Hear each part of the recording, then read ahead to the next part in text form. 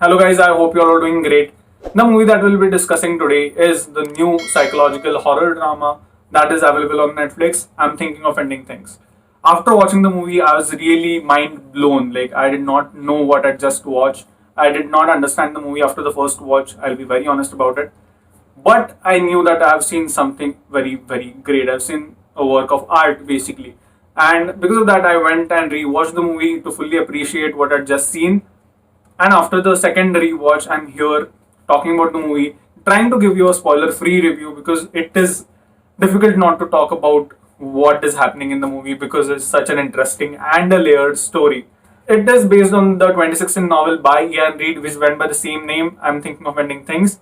But the way that has been adapted for the movie, the way the screenplay has been written by Charlie Kauffman, you might remember him as the guy who wrote the screenplay for the movie The Eternal Sunshine of the Spotless Mind. People wait for him to write a screenplay so that they can go and enjoy the movie. That is how well reputed his writing is. And after watching the movie, I stand with those people. I stand with the majority that think Charlie Kaufman is a writing genius, to say the least. Coming back to talking about this movie in particular, as usual, we'll discuss the plot of the movie, the things that I liked, the things that I did not, and the creators could have worked on a little. On the first layer, on the topmost layer, the plot of the movie sounds like the plot for the horror movie Get Out, but it is very layered. That is all I can say without spoiling it for you. There is a girl whose name we do not know. She's thinking about ending things with her boyfriend of 6 weeks, Jake, but at the same time, she's also traveling with him on a road trip to meet his parents.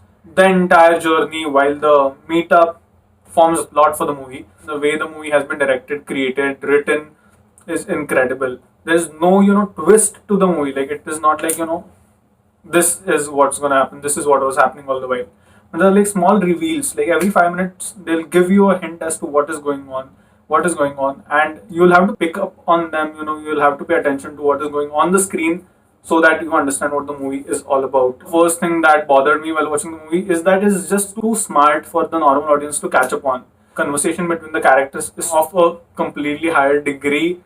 Like I do not know about a lot of poets that they're discussing in the movie. I do not know about a lot of painters. I do not know a lot about the film critics.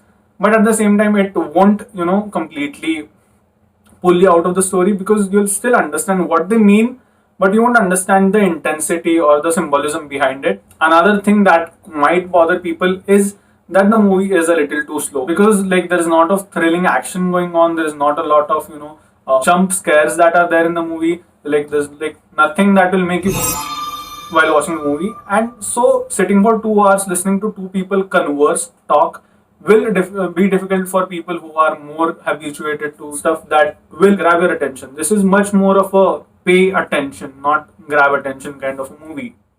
Now coming to the things that I liked in the movie, the first of them is the way the story unfolds. I like normal flow to a conversation and the movie, and that made the movie all more realistic for me. The acting in the movie is incredible. There are like four main characters in the movie. The first of them is Jessie Buckley, who plays the character of the woman. Then there is Jesse Plemons, who plays the character of Jake. There is Tony Collette, who plays the character for the mother of Jake, and David Thelves, who is basically Jake's father. All these characters have a lot on their plate when it comes to the movie because there are a lot of emotions, there are a lot of different ways they are coming in front of the screen. No spoilers, yes. The acting is great.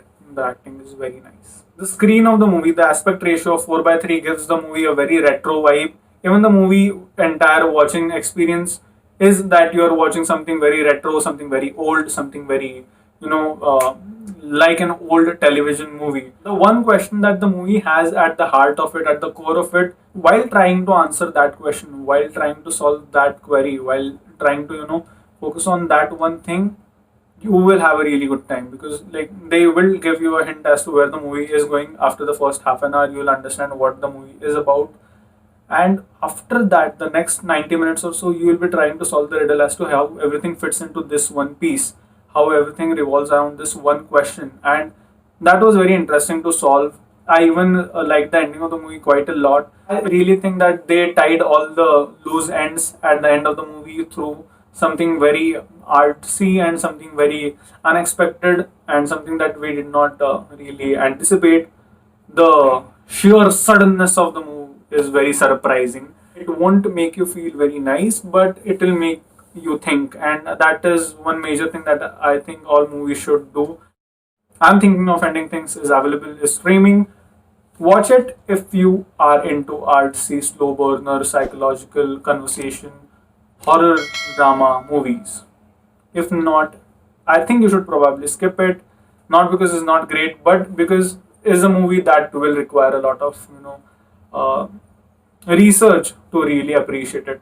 Like if I would have watched the same movie 1 year ago, I would not have liked it. But throughout this year, I've like gradually shifted towards darker storytelling, and because of that, I think I like the movie. If you do not like the movie this year, probably start watching this channel. Like start watching all the recommendations that I give out. If you like them, then like do that for 1 year. Next year you can watch this movie and fully appreciate it, and by that time I'll have a lot of views on my channel because of you watching all the recommendation videos. And like stop, yes, I think this is the time I should stop talking.